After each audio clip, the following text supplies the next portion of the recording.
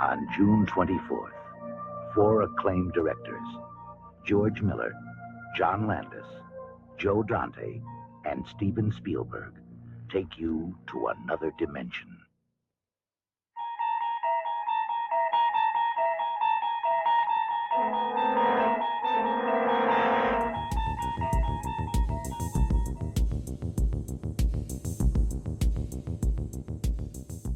Hey guys, I'm Kevin. I'm Jake. And this is Movie Matters. We're back after about a month hiatus. I was just looking. Our last episode aired August 11th. Our new one airs the 15th. So this today, if you're listening. So today, and thank you for bearing with us on this. Jake had a baby, which is awesome. I went on a bunch of vacation. Well, I went on a long vacation and then had a work trip. So we've both been busy. Very, very busy. So we're back at it. I'm super excited to get back to it. I've missed watching 80s movies. And we're starting off the middle of September with The Twilight Zone from 1983. I have never seen this movie. Jake, have you seen this?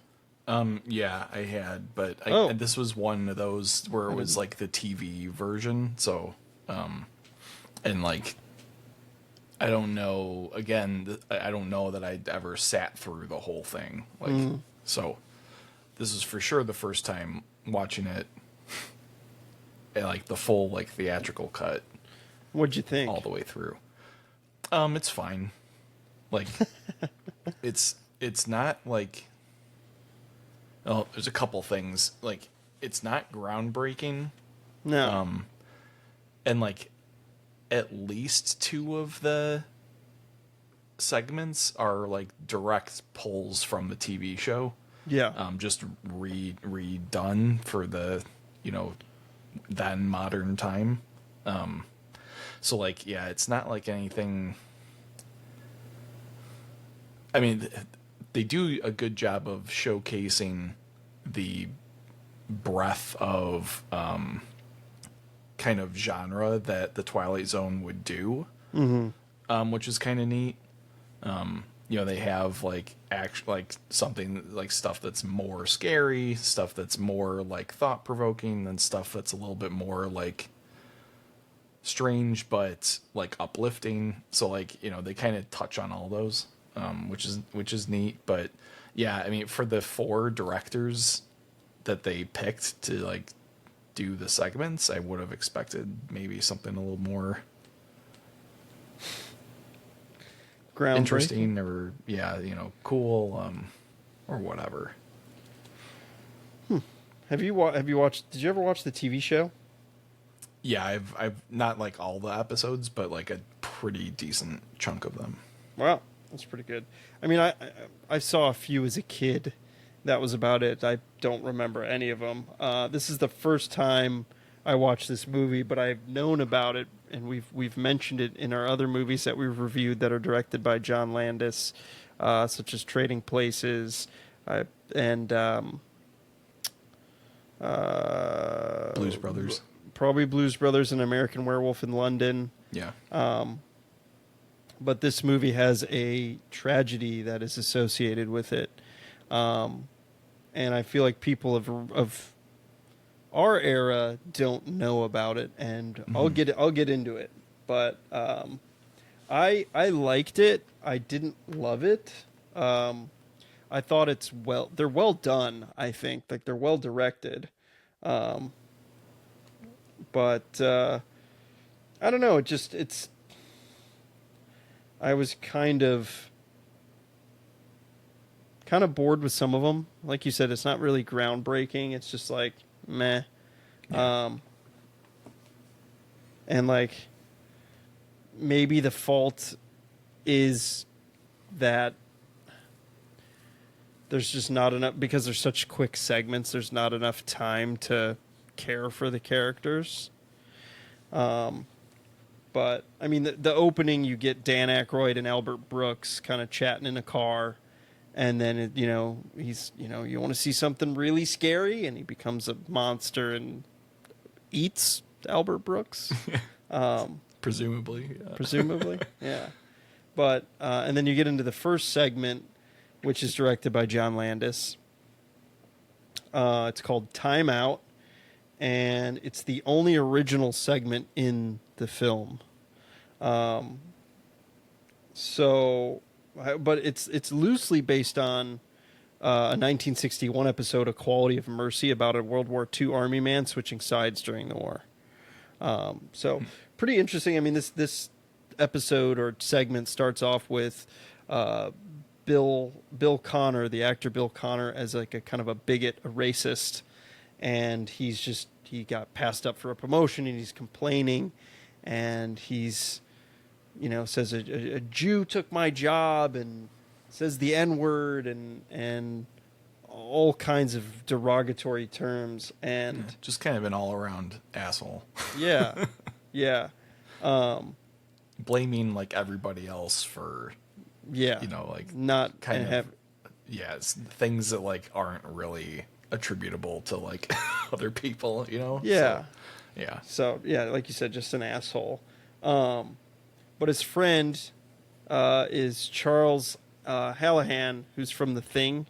He's the guy who his head comes off and it becomes the spider. Oh, yeah. In The Thing. So that's cool. Another 80s. Of course, there's always someone in these 80s movies that we know from the other movies. But it's pretty cool. I mean, he's really prejudiced against Jews, and then he goes to Nazi Germany in the 40s during World War II, which is super, super interesting. He gets shot and is casted out, basically. Like this German family doesn't want him in their house hiding out. What's funny is Bill Connor was Jewish in real life, so pretty interesting. And then you get these other. He goes to the KKK. He goes to the Vietnam War, and then back to Nazi Germany. And he's branded with the yellow star, as the Jews were in during the Holocaust. And then he's put in a train car, and it kind of ends.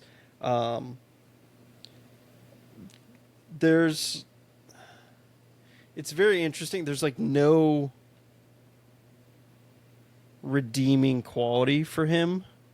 However, they initially wanted to have some sort of redemption for him, and that's what leads to this real life tragedy that happens. So they were shooting a scene in Vietnam, and they wanted to give him like this redemption arc where he's fleeing from an American helicopter attack on on this Vietnamese village, and he sees two orphan children, so he takes them under his arms and to save them, and is wading through water, and the helicopter crashed, and the blades chopped up, literally killed him and the two children in real life. It's fucked up. I watched the video before doing this, and it's very graphic, so viewer discretion is advised if you go and watch that, but it is on YouTube, and it's pretty sad because there's a lot of trivia on this, and I'm gonna get to it. But he was supposed to bring them to safety going through that river, and then he time jumps with the children back to Nazi Germany, and the Nazi soldiers take the two children to go be executed, and then he gets put on a train, and that's the end. So it still has the original ending, which is his fate is unknown, but still it's pretty interesting. But obviously, due to the accident, that was completely cut out of the movie, which makes sense. But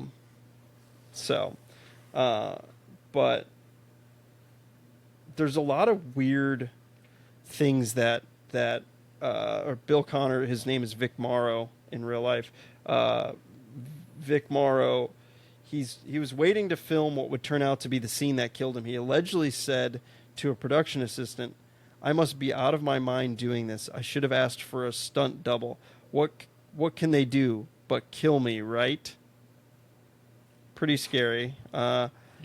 And while he was filming this other movie in '74, Dirty Mary Crazy, he insisted on having a $1 million life insurance policy before he would shoot any scenes involving the helicopter in which he was due to ride. He was very insistent, and when I was asked why, Morrow allegedly replied, "I always have had a premonition I was going to die in a helicopter crash." Jeez. Isn't that fucked up? That is really fucked up. But Like- fitting for this movie. Yeah, Jesus. So, the producers, John Landis, all got in trouble for this. John Landis survived the controversy and legal troubles brought on by this tragedy. He continued to lead a pretty successful career in Hollywood, directing box office hits, Trading Places, which we've done, Three Amigos, which I like, Coming to America, which we just recently did. But he admits in interviews that he is still haunted by the accident. He rarely talks about it in public and private, but when he does, he says that a day has not gone by when I don't think about it. I mean, that would fuck you up, for sure. Yeah. I mean, you took 3 people's lives, and you're the director of the set, and you call action. It's kind of your responsibility. Yeah. I mean, that's the whole argument with the Alec Baldwin thing, too. Was Yeah. that, like, even if he wasn't the one that loaded the gun or whatever, he's the director, he's still responsible for everything that's supposed to be happening. And, Yeah. I mean, there's a gray area with this, and this is where it gets hairy and, like, who's right, who's wrong. But yeah, so Landis has never publicly accepted responsibility for the accident. And he stated that it's a terrible, terrible accident, and it will cause pain and anguish to all of us for the rest of our lives. I can think of nothing worse than losing a child. That the idea that this could be anything other than an unforeseeable accident is not only wrong, it's bewildering. At his trial for manslaughter, he was acquitted for it. He blamed special effects coordinator Paul Stewart and stunt pilot Dorsey Wingo for not coordinating the scene properly. He denied responsibility for that, claiming that, "I assume that if these men are experts, licensed by the government to do their jobs, they've done their jobs. When you get into a taxi, you assume the driver is not going to drive you off a bridge. It's just assumptions. The guy's a licensed taxi driver." Pretty interesting argument there. During an interview with Julia D'Angelo Vallon, Landis said, "When you read about the accident, they say we were blowing up huts, which we weren't, and that debris hit the tail rotor of the helicopter, which it didn't. The FBI crime lab, who was working for the prosecution, finally figured out that the tail rotor delaminated, which is why the pilot lost control. The special effects man who made the mistake by setting off a fireball at the wrong time was never charged. The special effects man in question was James Chamomile.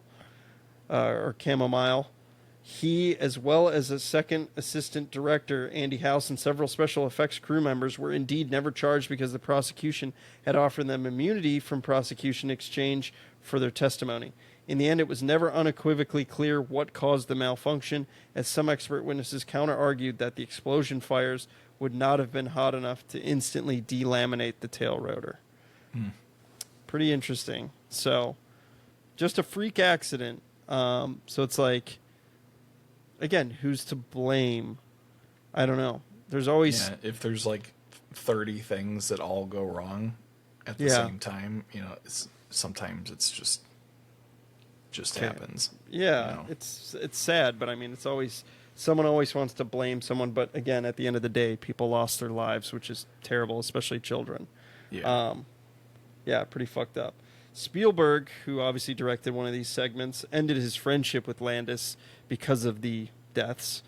He said that the fatal accident made him grow up a little bit more and had left everyone who worked on the movie sick to the center of their souls. With regard to how the crash influenced people's attitude towards safety, he said, "No movie is worth dying for. I think people are standing up much more now than ever before to producers and directors who ask too much. If something isn't safe, it's the right and responsibility of every actor or crew member to yell, 'cut.'"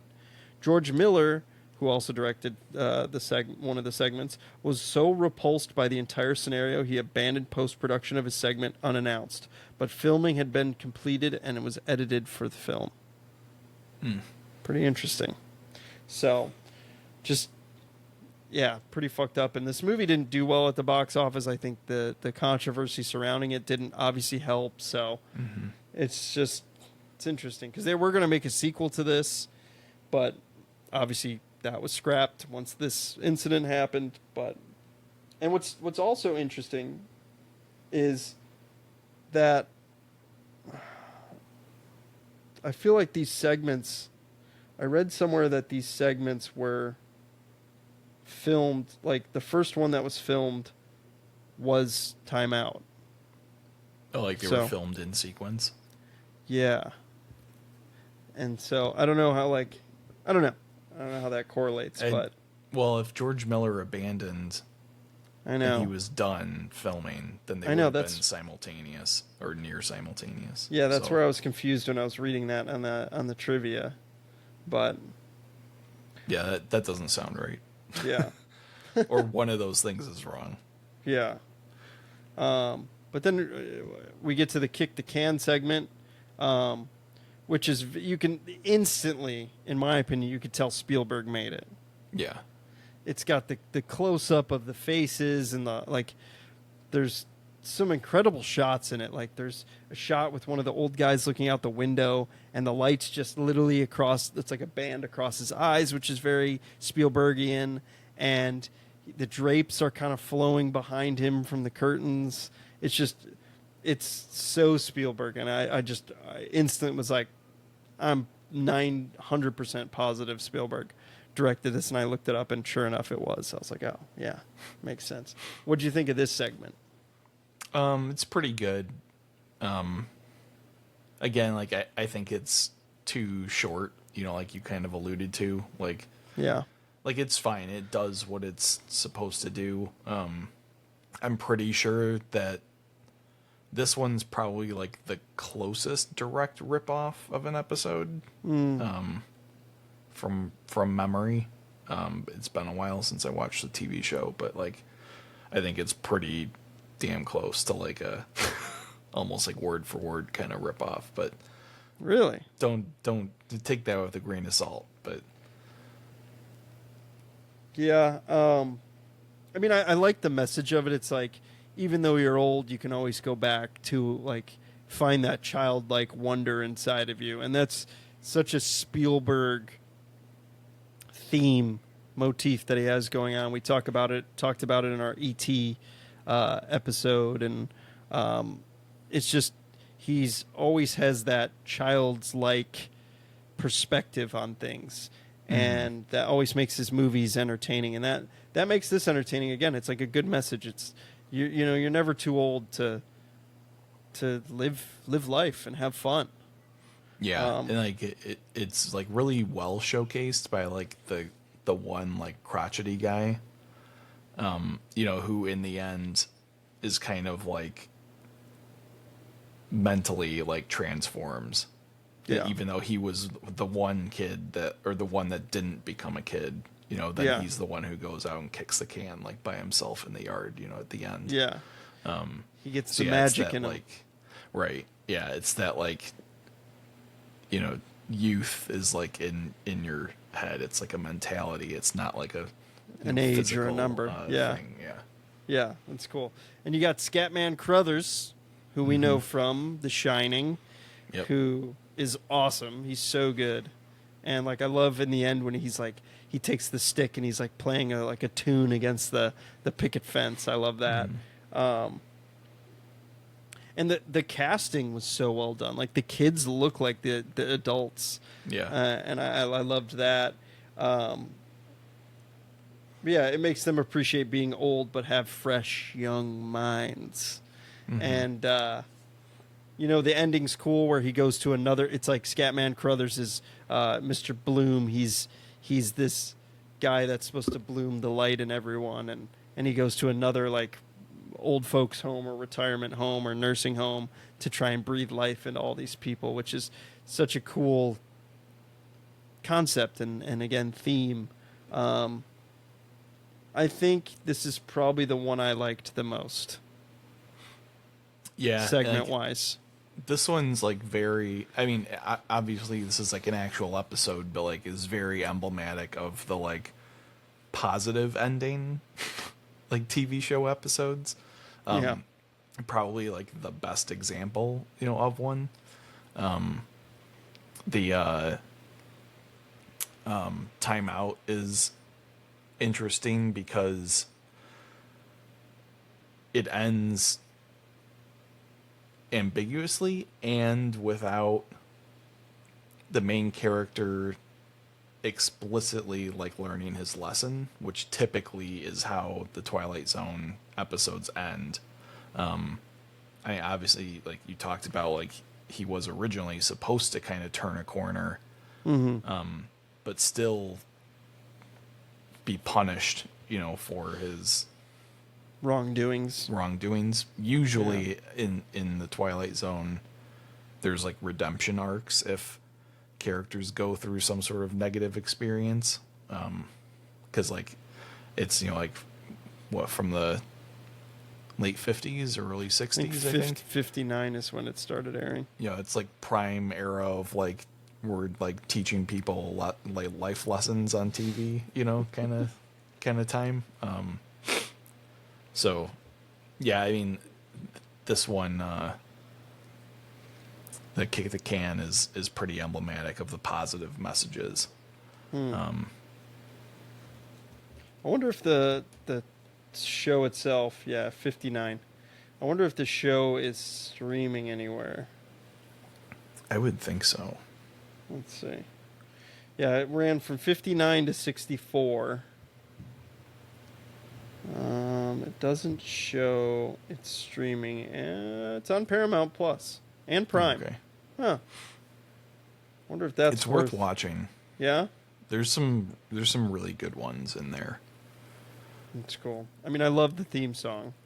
Yeah. And that's kind of we'll talk about the airplane one, but the original airplane episode has William Shatner, and it's Is that what great. Ace Ventura, Pet Detective makes fun of? Yeah. There's something on the wing. Someone on the wing. Yeah. Something. Yeah. Because I watched that, and that's instantly what came to mind. Yeah. Yeah, that's funny. I'll have to. Maybe I'll check it out. We'll see. I mean, there's so many freaking shows right now to watch. It's insane. No, yeah. It's been that way for a long time, and it's just like I'm overwhelmed with shows, and that's why I've enjoyed watching movies like this. Mm-hmm. Moving on to the next one, It's a Good Life, directed by Joe Dante, who we know from Gremlins, and Small Soldiers. I'm pretty positive I've asked you not this. seen Small Soldiers. I bought it in 4K. I've yet to watch it, but you should 100% watch that movie. Yeah. What'd you think of this one? It's weird and like interesting. So I do kind of like it. I feel like it's a bit. It's like too much of a departure from the other three. In like stylistically, in a lot of ways. Like I understand why it's about like a kid's imagination, and stuff, but like it's just a little too Tim Burton-esque in like some ways. Very Tim Burton. Doesn't like fit right in the rest of the thing to me, but I do like it. It's just in this context, it like doesn't work as well, I guess. Yeah, it was very interesting. It was like, where is this going, and why are these people like? What is it? It was kind of like, it was like kid-like, but also kind of brutal. Yeah. I mean, this kid's holding this family hostage. It's like they are his family. They aren't his family. It doesn't seem like they are because they're not his parents, and I think they're just random people that he like. Yeah, they're all like random people. Yeah, and the like, he's like whatever he wishes comes true. Which there's some logistical things that it's like I had a lot of questions on, but it's like whatever. It's a fucking segment for 30 minutes. Who cares? But like, when the uncle does that magic trick and pulls that scary bunny out, that part was crazy good and like actually kind of scary, and like the effects are great. again, this is Joe Dante from Gremlins, and he likes practical effects. And again, the practical effects, like you said, kind of look Tim Burton-esque, almost Beetlejuice-esque. Yeah. With their makeup. But Rob Bottin, who did The Thing, did the creature effects for this, Nice. makeup effects, which is pretty cool. So, yeah, I mean, I will say I think this is the most impressive segment out of the 4. Like, I think story-wise, it's like really well done. The tension building is like really well done, and like the like creepiness, that like kind of builds through it is like really well done, and culminates in like, I think the bunny thing is probably like the big, like I guess reveal that like something really weird is going on. And you're anticipating, it's building that tension, and you're like, something bad is going to happen, and then it does, and like he pulls the bunny out, and he's like, oh, thankfully it's a real bunny, and then all of a sudden it's like that, which is cool. I like that build up, that anticipation. That's like good horror. It's like, oh, phew, oh my god, Yeah. The like how his sister is in a wheelchair and like doesn't have a mouth is creepy. Yeah. How he puts the fake sister into the cartoon and she gets like eaten by that like weird alligator demon thing. Yeah. Very interesting. And then Kathleen Quinlan is great in it. She's awesome. And she's just like, she mind fucks him a little bit, and she's like, I'm gonna take care of you. Like, I was like, is that real? Like realistic or accurate? Like, I feel like you'd be like, get the fuck out of here. Yeah. I don't know. Pretty interesting. I mean, it's like, the kids like kind of got a raw deal. Yeah. It's like you do feel bad for him at the end because like he just kind of wants to be normal, but yeah. And then he starts doing good things instead of bad things at the end. So, like you said, he's turned the corner. He's learned the lesson. But again, logistical, it's like, how does this person live in the world? There's so many questions I have. Yeah. But at the end of the day, it's a segment. So it's like, meh, whatever. It's not meant to be comprehensive. Yeah. It's not meant to be the movie Looper. Have you seen that movie? I've seen like part of it. Come on, Another Bruce movie Willis. I need to like finish. Yeah. Yeah. That movie's awesome. I did like the parts that I saw. Yeah, it's great. It's great. You gotta watch it. There's another AMC movie that like, whatever, the TiVo recording got cut off or something like that, and I never finished it. Yeah, that movie, when did that movie come out? That was like 2012 or 2013. It was probably 2012 when that movie came out. I found it was early college for us. Yeah. Because I saw it when I moved out here. Yeah, 2012. I am spot on. Yeah, that movie's cool. You should watch it. It's Ryan Johnson, who I like, even though some people argue he messed up Star Wars. Yeah. But moving on to the next segment, George Miller, who we know from Mad Max, the Mad Max movies. Did you ever watch Furiosa? No, because you told me not to. Yeah, I didn't like it.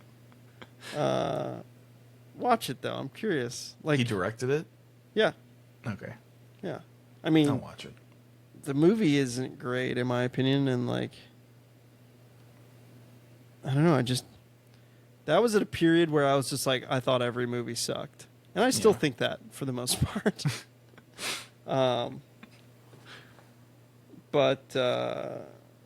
Yeah, so he directed The Nightmare at 20,000 Feet. This episode was cool. I thought it was super well done direction-wise, but I was just like, it's the same thing over and over and over again. And it kind of got repetitive, and it was short. It wasn't a long segment, and I was just like, this is kind of boring.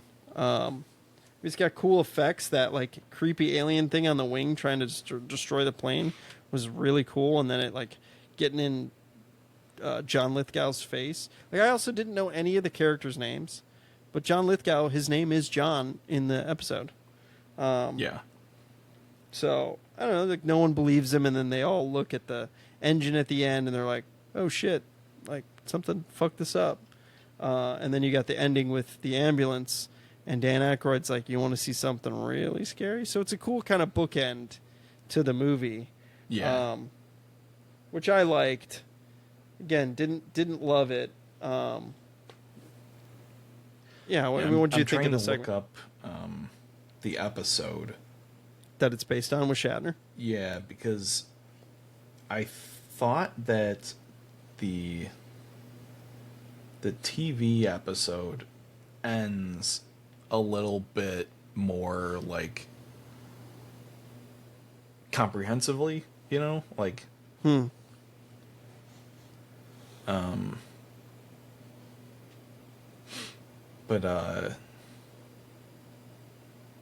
so Bob Wilson is on a flight when he sees a creature of some sort out on the wing of the aircraft.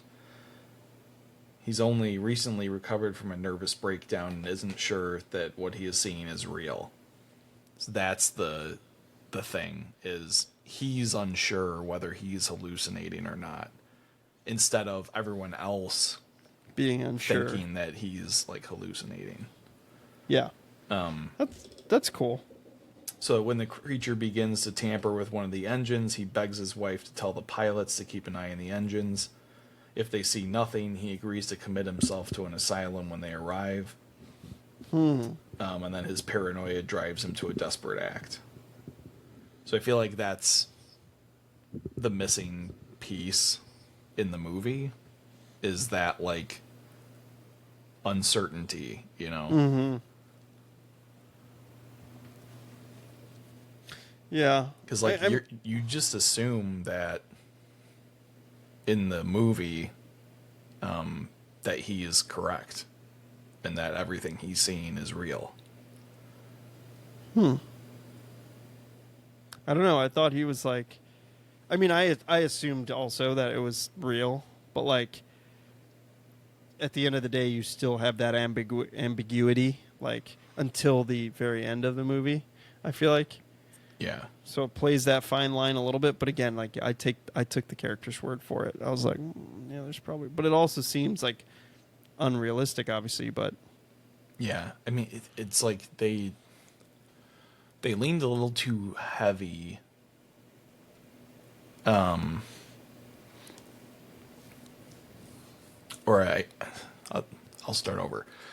I think they didn't set up the main character as an unreliable narrator at the start. Like, Agreed. He's just like a nervous flyer. And it's like, okay, like whatever, you know? Yeah.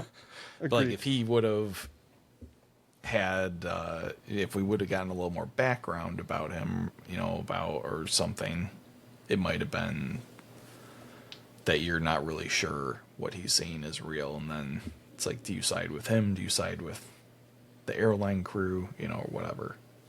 Yeah. Then you get the little patented Twilight Zone thing at the end where the guys like pull the cables and like, these cables look like they were chewed or something like that. Yeah. And, like, that's always the like Twilight Zone like hallmark, is like, well, it they always actually give you did that little probably happen. nugget that like, maybe it did happen, you know? Yeah, that's cool. That's cool. I like that. Yeah. Overall, I mean, I liked the movie. I didn't think it was bad. I just didn't think it was incredible. Granted, I had a feeling it wouldn't be incredible. I don't know. It's like a 3.5 out of 5 for me. Yeah.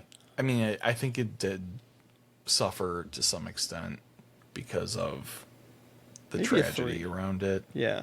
And like stuff like that, even if everybody was done with their like segments already, that stuff just puts like a really heavy weight on everything. And like, I feel like you can't do your best work, you know, after something like that happens. So yeah, pretty interesting. I don't know. So, what are we doing next week, Jake? What movie do you want to do? we had a few options. What should we do? The schedule has The Adventures of Buckaroo Banzai, Yeah, we could do that. which neither of us have ever seen. Correct. Let's So do that's it. probably a good one. Yeah. All right, and then what? We got one more week of September then? One more sci-fi movie. I think two. we're going to do Videodrome. Okay. So we'll do, Because we both really want to do that one. yeah. So that'll finish out September, and then we'll have a definite game plan for October. We'll probably do some scary movies. I think we already had that set, didn't we? Yes. Good. We're doing slashers. Good. Yeah, that'll be fun. So again, thank you guys for bearing with us while we had some life events going on. Life got crazy. I mean, which is pretty interesting because like we rarely take off for the podcast. Yeah. And we've taken off maybe one holiday and done every week, which is pretty crazy. So I definitely missed it. But life is crazy, and sometimes it gets away from us, and we have to focus on our daily lives as opposed to doing this. So thank you guys for bearing with us. I'm happy to be back. It was an okay movie to come back to. Hopefully next week's video or movie is a good one that we enjoy or have some strong discourse on. But anything else you want to add, Jake? I don't think so. All right. Well, thank you guys for listening and watching, and we will catch you next week.